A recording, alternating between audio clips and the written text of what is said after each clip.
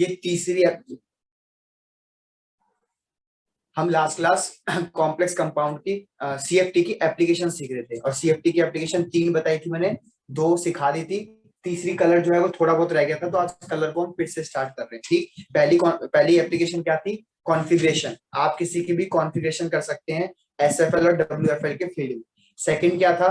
Second था बेटा magnetic nature. और तीसरा क्या है? कलर। तो मैं आपको कलर एक बार समझाने से पहले थोड़ा सा कॉन्सेप्ट फिर से बता दूं कि मान लीजिए कोई व्हाइट लाइट आपने किसी ऑब्जेक्ट पे फेंकी, तो व्हाइट लाइट को आपको ध्यान रखना है कि ये 7 कलर से जुड़ के बनी होती है।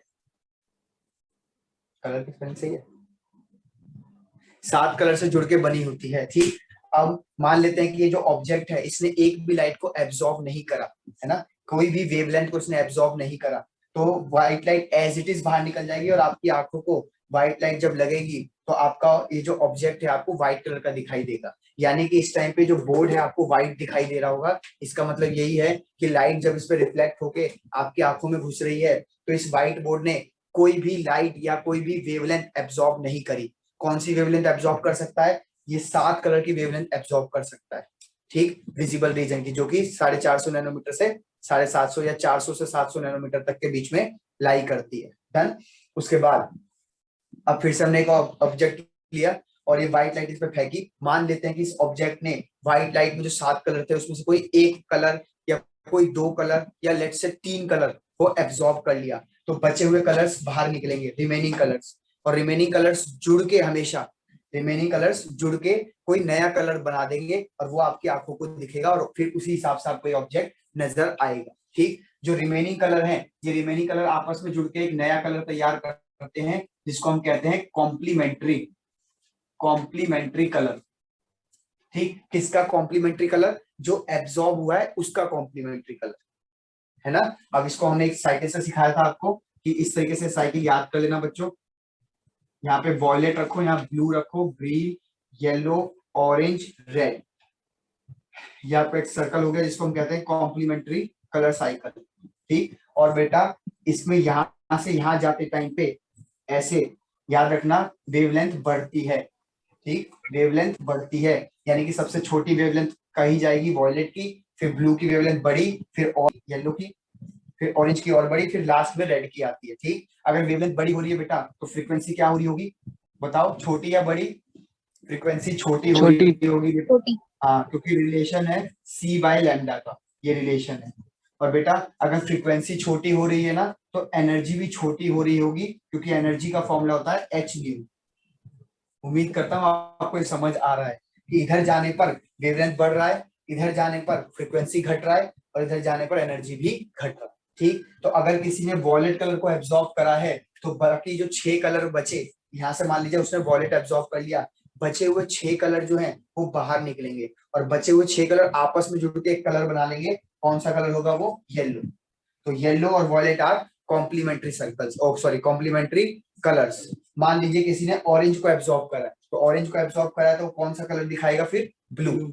इसका मतलब ये नहीं कि ब्लू कलर की वेवलेंथ आ रही है, नहीं, कलर वेवलेंथ तो 6 आ रही है वापस। भाई ब्लू कलर को ऑरेंज कलर वाली वेवलेंथ एब्जॉर्ब कर ली तो 6 वेवलेंथ बाहर निकलेगी, क्योंकि विबग्योर में से आपने एक ही तो गायब करा, लेकिन वो बची हुई 6 जो है वो ब्लू कलर को फॉर्म करती है। तो इसीलिए हम कॉम्प्लीमेंट्री कलर साइकिल को पढ़ते हैं ताकि हमें ध्यान रहे कि किसको एब्जॉर्ब करके किसको निकालना है। ठीक, अब ये एब्जॉर्प्शन तो हो गया, अब ये डी ट्रांजिशन मतलब ये कॉम्प्लेक्स में कैसे लगता है तो वो हम दिखा रहे थे आपको कि मान लीजिए बेटा यहाँ पे आपका एक डी ऑर्बिटल है जिसमें यहाँ पे स्प्लिटिंग हुई है। ध्यान से देखना बच्चों, एक ये स्प्लिटिंग हुई है और एक ये स्प्लिटिंग हुई है। ठीक, यहाँ पे आपका एक इलेक्ट्रॉन है।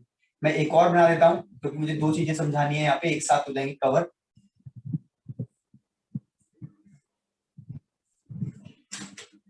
ये आप देख सकते हैं कि ये जो है ये कम स्प्लिटिंग है, ये जो है ये ज्यादा स्प्लिटिंग है। तो इसका मतलब ये WFL के लिए होगी, वीक फील्ड लिगेंड के लिए स्प्लिटिंग है, और ये स्ट्रॉन्ग फील्ड के लिए स्प्लिटिंग है।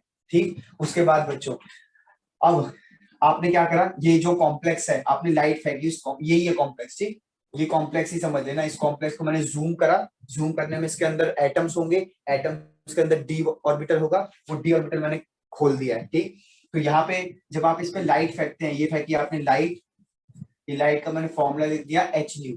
तो बेटा इस लाइट अगर ये लाइट की जो एनर्जी है वो इसके गैप के बराबर है। देखो ये क्या है, इसको कहते थे CFSE, crystal field splitting energy. अगर ये जो एनर्जी का गैप है और ये एनर्जी सेम हुई, यानी कि अगर डेल्टा O और H न्यू इनकी वैल्यू सेम है, तो ये इलेक्ट्रॉन जंप करके बेटा यहाँ चला जाएगा, और जंप करके यहाँ चला जाएगा तो इसमें से पर्टिकुलर इसने वेवलेंथ को एब्जॉर्ब कर लिया, और बची हुई 6 वेवलेंथ ऐसे बाहर निकलेगी।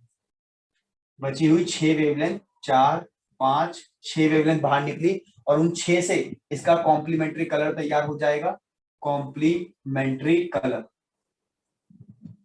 और वही आपको फिर दिखेगा आंखों में आपके, ठीक है, आपकी आंखों में वही कलर घुसेगा। ठीक, तो मान लेते हैं। अच्छा एक बात बताओ, अगर ध्यान से सुनना बच्चों, अगर ये कम स्प्लिटिंग है तो इसको कम एनर्जी वाला वेवलेंथ एब्जॉर्ब करना चाहिए या ज्यादा एनर्जी वाला वेवलेंथ एब्जॉर्ब करना चाहिए? बोलो वेवलेंथ। अगर मैं वेवलेंथ के रिस्पेक्ट में पूछूं तो बड़ी वेवलेंथ एब्जॉर्ब करेगा या छोटी वेवलेंथ एब्जॉर्ब करेगा? सोचिए, मुझे बताइए, यहां से देखकर बताइए कि बड़ी वेवलेंथ एब्जॉर्ब करेगा या छोटी वेवलेंथ एब्जॉर्ब करेगा?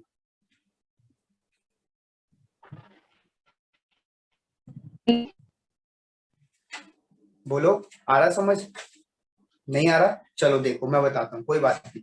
देखो ये गैप कम है ना, यानी एनर्जी कम है ना, ये एनर्जी कम है। अब आप देखो, जिसका वेवलेंथ ज्यादा होगा उसका फ्रीक्वेंसी कम होगा, उसका एनर्जी भी कम होगा। यानी कि ये छोटा जो ट्रांजिशन है, इसके लिए इसको बड़ी वेवलेंथ एब्सॉर्ब करनी है। तो बेटा ये यहाँ पे रेड को एब्सॉर्ब कर लेगा, रेड को या ऑरेंज को, ये बड़ी वेवलेंथ एब्सॉर्ब करेगा। बड़ी वेवलेंथ एब्सॉर्ब करेगा, लैम्डा बड़ा होगा इस केस के लिए, तभी तो इनकी फ्रीक्वेंसी छोटी होगी, और फ्रीक्वेंसी छोटी होगी तभी तो एनर्जी छोटी होगी। एनर्जी छोटी है ना, देखो यहाँ पे। वही जरा यहाँ देखो, मान लो ये इलेक्ट्रॉन यहाँ जंप करके जाना चाहता है, आपने इस पे लाइट फेंकी, देखो यहाँ से लाइट फेंक देते हैं, ये आपने इस पे लाइट फेंकी H न्यू, तो आप बताओ ये ट्रांजिशन बहुत बड़ा है। ट्रांजिशन बहुत बड़े का मतलब क्या है, यहाँ एनर्जी बहुत ज्यादा है। तो अगर वेवलेंथ यहाँ पे छोटा नहीं होगा, वेवलेंथ छोटा करोगे तभी तो फ्रीक्वेंसी बड़ी होगी इस रिलेशन से, और जब फ्रीक्वेंसी बड़ी हो जाएगी तो एनर्जी भी बड़ी हो जाएगी। तो बेटा हमेशा SFL के केस में स्मॉल वेवलेंथ एब्सॉर्ब होती है, और WFL के केस में लॉन्ग वेवलेंथ या लार्ज वेवलेंथ एब्सॉर्ब होती है। ठीक, अब लार्ज वेवलेंथ किस किस की पाई जाएगी? इनकी, रेड की, ऑरेंज की, रेड की या ऑरेंज की। ठीक, और स्मॉल किसकी पाई जाएगी? वॉयलेट की, ब्लू की, इस तरीके से। ठीक, तो मान लेते हैं क्वेश्चन आ गया कि भैया एक कॉम्प्लेक्स है आपका X और एक कॉम्प्लेक्स है आपका Y। ठीक है जी, और पता है क्या पूछ रहा है कि ये जो है ये कलर दिखा रहा है येलो, और ये जो कलर दिखा रहा है ये कलर दिखा रहा है ब्लू। आपसे पूछा जाएगा कि बताओ कौन सा SFL है और कौन सा WFL, इतना पूछा जाएगा, इसको दिखा। ये बहुत हार्ड क्वेश्चन है, मतलब कंपटीशन के लेवल का है, बुक्स वगैरह में नहीं है ये। फील्ड में देखो कितना आसानी से इसको कर देंगे कि एक कंपाउंड है X जो कि येलो कलर का है, और एक कंपाउंड है Y जो कि ब्लू कलर का है। आपसे पूछा जा रहा है कि इसमें जो लीगेंड्स लगे होंगे, SFL वाले लीगेंड्स किसमें है, यानी स्ट्रॉन्ग फील्ड वाले। तो आप नोटिस करो कि अगर ये येलो कलर दिखा रहा है तो देखो येलो कलर तो ये रहा। अगर ये येलो कलर दिखा रहा है तो यानी इसने एब्जॉर्ब क्या किया है? वॉलेट कलर एब्जॉर्ब किया है इसने। अगर इसने वॉलेट कलर एब्जॉर्ब किया है तो वॉलेट की तो वेवलेंथ बहुत छोटी होती है ना, इधर इधर जाने पे वेवलेंथ बढ़ रही है ना। तो अगर वेवलेंथ छोटी है तो देखो, वेवलेंथ छोटी का मैंने कहा बताया आपको, ये रहा कि वेवलेंथ छोटी है तो फ्रीक्वेंसी बड़ी होगी तो एनर्जी बड़ी होगी। तो इस केस में वेवलेंथ हमेशा छोटी रहती है, इस केस में वेवलेंथ हमेशा बड़ी रहती है। तो बच्चों ये जो X वाला केस है ये SFL का केस होगा। आज हम दूसरे पे कंफर्मेशन कर लेते हैं। Y जो है आपको ब्लू कलर का दिखाई दे रहा है, देखो ब्लू कलर का अगर दिखाई दे रहा है इसका मतलब उसने ऑरेंज कलर को एब्सॉर्ब किया है, और ऑरेंज कलर की वेवलेंथ तो बड़ी होती है क्योंकि इधर जाने पे वेवलेंथ बढ़ रही है। तो देखो वेवलेंथ बड़ी तो यहाँ है ना, इसका मतलब बेटा ये WFL का केस है।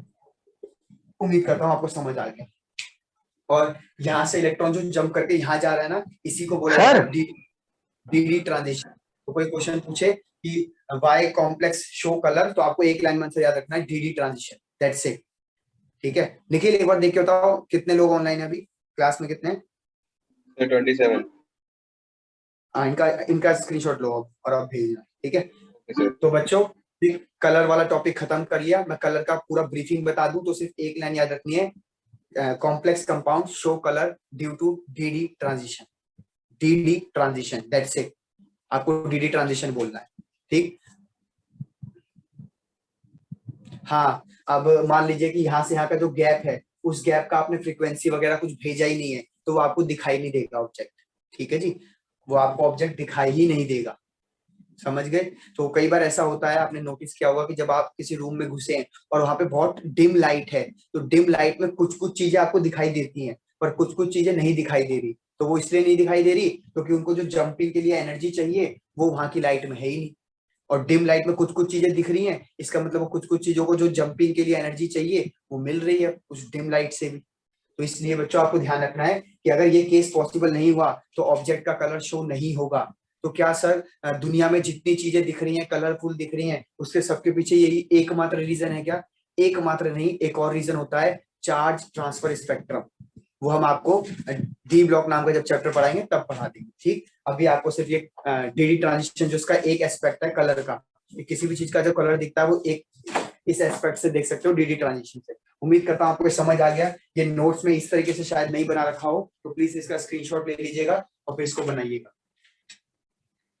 चलिए, उम्मीद करता हूँ ये हो गया। अब आप जाइए नोट्स में फटाफट कलर वाला जो पैराग्राफ है उसको प्लीज पूरा पढ़ाओ, मुझे बताओ क्या चीज आपको समझ नहीं आई। एक क्वेश्चन भी कराया है मैंने कलर वाले पे, उसी में नोट्स में। प्लीज जल्दी से आना और रेज हैंड कर देना ताकि मैं आगे बढ़ सकूं। जाओ, जल्दी जाओ बच्चों, फटाफट।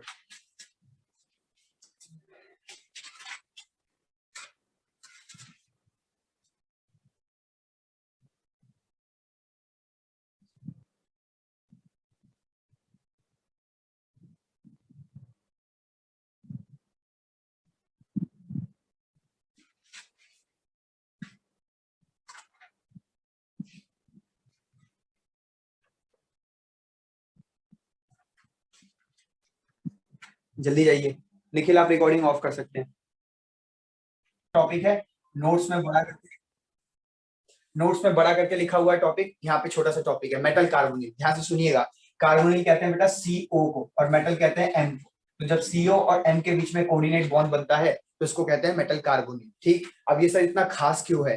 आपने साइनाइड लिगेंड पढ़ाया, आपने पानी वाला लिगेंड पढ़ाया, आपने अमोनिया लिगेंड, है ना, बाइडेंटेट वाले में वो ले लो आप अपना इथाइलिन डाइमाइन EN, ऑक्सिलेट ले लो, हेक्साडेंटेट में EDTA ले लो, ठीक। कितने सारे लिगेंड्स पढ़े, लेकिन स्पेशली इसको क्यों पढ़ा रहे हैं वापस से? तो इसमें कुछ खास बात है। देखो क्या खास बात है। पहली बात, सीओ के अगर आप इलेक्ट्रॉन काउंट करो, सीओ के इलेक्ट्रॉन काउंट करके बैठेंगे 6 + 8 = 14 इलेक्ट्रॉन।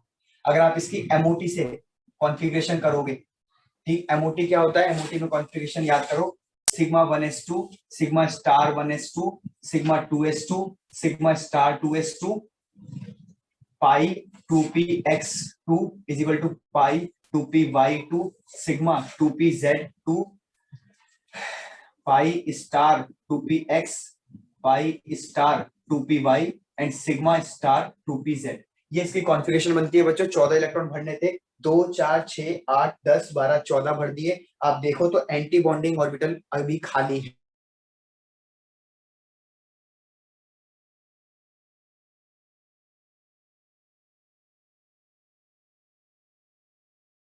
स्ट्रक्चर की बात करूं तो ये इसका डॉट स्ट्रक्चर बनता है, ये डन। अब सुनो ध्यान से, होता क्या है यहाँ पे? बेसिकली जो दो लोन पेयर है ना कार्बन के ऊपर, कार्बन के पास जो दो बिंदु हैं, ये दो बिंदु जाती है कोऑर्डिनेट बॉन्ड से मेटल से बनने, ठीक। और बन गया बच्चों कोऑर्डिनेट बॉन्ड, जो कि आपको सिखाया गया। इस बॉन्ड को, क्योंकि ये सिंगल बॉन्ड है, तो आप मुझे बताओ सिग्मा बॉन्ड बोलोगे या पाई बॉन्ड बोलोगे? Sigma bond. Sigma bond. तो ये सिग्मा बॉन्ड हो गया। अब यहाँ पे कैच ये है कि एक्चुअली में मेटल के पास भी डी ऑर्बिटल होते हैं। अब वो डी ऑर्बिटल मैं ढंग से ड्रॉ नहीं कर रहा। डी ऑर्बिटल आपको पता है ना, 5 होते हैं, DXY, DYZ, DZX, DX² - Y², DZ²। पांचों ड्रॉ नहीं कर रहा मैं, कोई हल्का सा रेफरेंस के लिए कुछ ऐसा बना देता, ठीक। इन डी ऑर्बिटल्स में भी इलेक्ट्रॉन पड़े होते हैं, एक हो सकता है, दो हो सकता है, तीन हो सकते हैं, हो सकता है 5 हो, 7 हो, 8 हो, आपको पता है इलेक्ट्रॉन्स हमने फिल करके देखे हुए हैं। तो लेट से यहाँ पे 2 इलेक्ट्रॉन पड़े हुए हैं और बेटा यहाँ कार्बन के, मतलब कार्बन क्या, सीओ के ये जो ऑर्बिटल है ये है एंटी बॉन्डिंग मॉलिक्यूलर ऑर्बिटल। फिर से बोल रहा हूँ, एंटी बॉन्डिंग मॉलिक्यूलर ऑर्बिटल। ये कौन सा ऑर्बिटल है? ये डी ऑर्बिटल है, ठीक। तो बच्चों एक तो कार्बन ने यहाँ से डोनेशन करके सिग्मा बॉन्ड बना लिया, और ये मेटल के जो डी ऑर्बिटल है ये इलेक्ट्रॉन यहाँ चले जाते हैं पाई बॉन्ड बनाते हैं,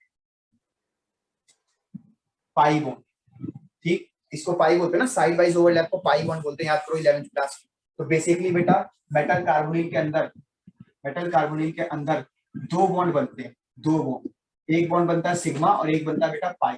सिग्मा क्यों बनता है? सिग्मा बनता है क्योंकि कार्बन डोनेट करता है मेटल को, और पाई क्यों बनता है बेटा? क्योंकि मेटल डोनेट करता है कार्बन को, कार्बन कह लो या कार्बन मोनोऑक्साइड कह लो, एंटी बॉन्डिंग, ठीक, एंटी बॉन्डिंग जो ऑर्बिटल खाली पड़े हैं, मेटल अपने डी ब्लॉक के जो डी ऑर्बिटल के जो इलेक्ट्रॉन है वो उसमें शेयरिंग करता है, तो पाई बॉन्ड बनता है।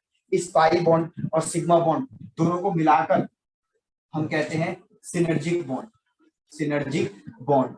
तो बेटा ये जो सिनर्जिक बॉन्ड है ना, ये हमने किसी में नहीं पाया, हमने साइनाइड देखा, हमने कई सारे देखे लिगेंड्स, उसमें नहीं मिला ये सिनर्जिक बॉन्ड, इसमें पाया गया है। तो बेटा ऐसा कंपाउंड जिसमें दो दो बॉन्ड बन रहे हैं, सिग्मा भी बन रहा है, पाई भी बन रहा है, तो आप खुद ही बताओ ये स्ट्रॉन्ग नहीं होगा? फिर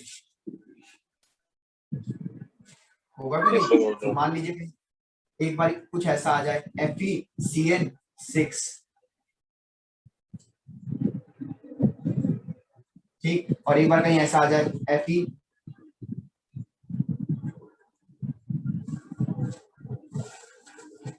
-3, और एक बार कहीं ऐसा आ जाए FeCO5, तो बेटा आपसे पूछा जाएगा कि बताओ स्ट्रॉन्ग कॉम्प्लेक्स कौन सा है। जैसे ही आप CO को देखो ना, तुरंत टिक माराना, CO को देखते ही तुरंत टिक माराना, क्योंकि CO जो है कार्बोनिल है, और कार्बोनिल दो बॉन्ड बनाएगा, एक पाई और एक सिग्मा, जिसको सिनर्जिक बॉन्ड कहते हैं। तो सिनर्जिक बॉन्ड की वजह से हमेशा कार्बोनिल वाले कॉम्प्लेक्स ज्यादा स्टेबल पाए जाएंगे इन नॉर्मल वाले लिगेंड्स। तो ये ज्यादा स्टेबल है बच्चों, ये ज्यादा स्टेबल है, ये लेस स्टेबल है। बस यही वो था, यही थ्योरी थी मेटल कार्बोनिल्स की। डन। तो आराम से देख लीजिए, मैं थोड़ा सा ब्रीफिंग फिर से कर देता हूँ, ठीक। मेटल कार्बोनिल्स में कार्बोनिल जो है उसके 14 इलेक्ट्रॉन्स होते हैं, ये उनकी कॉन्फ़िगरेशन है, आपको ध्यान नहीं रखनी कॉन्फ़िगरेशन, ठीक है। और ये एंटी बॉन्डिंग के ऑर्बिटल्स खाली पड़े रहते हैं, जिसकी वजह से क्या होता है कि एंटी बॉन्डिंग में मेटल अपने डी ऑर्बिटल के इलेक्ट्रॉन को शेयर करके पाई बॉन्ड बना लेता है, और कार्बोनिल दो बिंदु यहाँ देकर सिग्मा बॉन्ड बना लेता है। तो ये सिग्मा और पाई दोनों बॉन्ड बनाते हैं, जिसको सिनर्जिक बॉन्ड कहते हैं, और इस प्रकार से ये स्टेबल माना गया क्योंकि इसके पास दो बॉन्ड बने। ठीक है जी, मेटल कार्बोनिल किसी भी लिगेंड से ज्यादा स्टेबल होगा क्योंकि ये दो बॉन्ड बनाएगा। डन। अच्छा, इस कॉन्सेप्ट को ये जो पाई इलेक्ट्रॉन शेयरिंग कर रहा है, खाली इस कॉन्सेप्ट को कई बार कहा जाता है बैक बॉन्डिंग, बैक बॉन्डिंग। तो आप घबराएं ना अगर बैक बॉन्डिंग का वर्ड कहीं आप पढ़ लें। बैक बॉन्डिंग इसी को कहते हैं, जो पाई बॉन्ड बना रहा है ना, डोनेशन कर रहा है, इसको कहते हैं बैक बॉन्डिंग। ठीक, चलिए उम्मीद करता हूँ यहाँ तक समझ आ गया। एक छोटा सा एस्पेक्ट और पढ़ा दूं ये टॉपिक। सर, हाँ बेटा। सर ये मेटल अपने इलेक्ट्रॉन शेयर क्यों कर रहा है?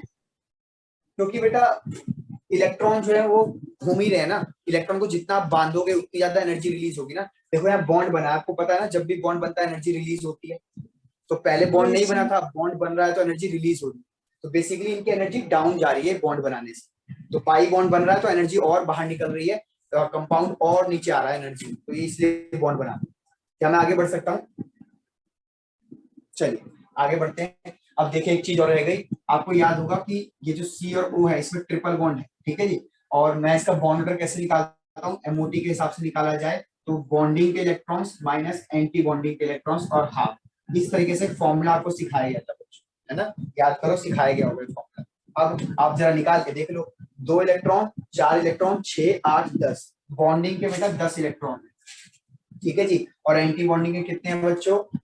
2 और 2 4, तो 10 में से 4 गया 6, और 6 को 2 से डिवाइड करोगे तो 3 आएगा, और इसीलिए देखो इसके बॉन्ड कितने बने हुए हैं? 3 बने हुए हैं बॉन्ड, ठीक। लेकिन अब आप मुझे नोटिस करके बताओ, जरा ध्यान से सुन के बताना कि एंटी बॉन्डिंग में अगर इलेक्ट्रॉन आ रहे हैं तो यहाँ एंटी बॉन्डिंग में इलेक्ट्रॉन भरने वाले हैं, इसका मतलब हाँ है ना? जल्दी बताओ। Yes sir. और बेटा अगर एंटी बॉन्डिंग में इलेक्ट्रॉन आ रहे हैं तो ये वैल्यू बढ़ेगी, हाँ है ना? और अगर ये वैल्यू बढ़ेगी बच्चों तो ओवरऑल वैल्यू क्या होने लग जाएगी? घटने लग जाएगी या बढ़ने लग जाएगी? घटने लगेगी। घटने लगेगी सर। बेटा बाद में ना बॉन्ड ऑर्डर जो है वो 3 से कम होने लगता है। कब? कार्बोनिल का बॉन्ड बनाने के बाद। बॉन्ड बनाने से पहले तो 3 बॉन्ड थे, बॉन्ड बनाने के बाद 3 से कम होने लगता है उसका बॉन्ड ऑर्डर। और एक बात बताओ, अगर बॉन्ड ऑर्डर कम हो रहा है तो बॉन्ड ऑर्डर और बॉन्ड लेंथ में कोई डिफरेंस याद है आपको कि बॉन्ड ऑर्डर और बॉन्ड लेंथ में क्या रिलेशन होता है? Sir inversely. हाँ जी, Inverse. इनवर्सली। बेटा जिसका बॉन्ड ऑर्डर ज्यादा होता है ना उसमें बॉन्ड लेंथ कम होती है, ये ध्यान रखना। तो अगर कई बार आपको पूछ ले कि कार्बोनिल का बॉन्ड लेंथ में क्या फर्क पड़ेगा आफ्टर बॉन्डिंग, तो आप कहना कि सर उसका बॉन्ड ऑर्डर कम हो रहा है ना तो बॉन्ड लेंथ बढ़ जाएगी। तो ये था बिफोर और ये हो गया आफ्टर। ये बॉन्ड ऑर्डर कम हो गया तो बॉन्ड लेंथ बढ़ गई। ये आफ्टर बॉन्डिंग।